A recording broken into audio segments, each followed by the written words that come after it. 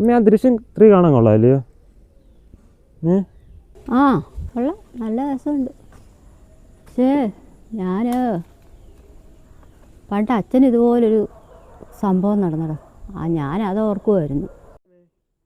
അത് അച്ഛൻ പണ്ട് ഉത്സവം കഴിഞ്ഞ് വരുന്ന വഴിക്ക് വെളുപ്പിനെയായിരുന്നു, സൈക്കിളിൽ വരുമായിരുന്നു. അന്നേരം ഒരാൾ ഇടവഴി കൂടെ ഓടി വന്നു അച്ഛൻ്റെ സൈക്കിളിൻ്റെ മുമ്പിൽ വന്നു.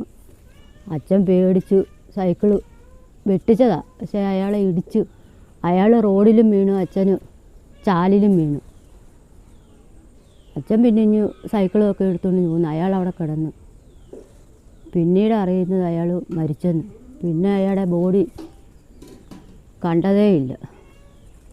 അപ്പം ആ ബോഡി എന്ത് ചെയ്യും? അതിനി അച്ഛനോട് ചോദിക്കണം.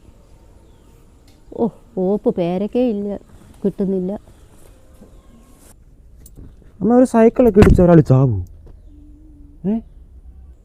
അതാണ് ഞാനും ആലോചിക്കുന്നത്. ഒരു സൈക്കിൾ ഇടിച്ച ഒരാൾ മരിക്കുമോ? അച്ഛനാ പറഞ്ഞത്. ഇനി അച്ഛനോട് ചോദിക്കണം സത്യം എന്തുവന്ന്.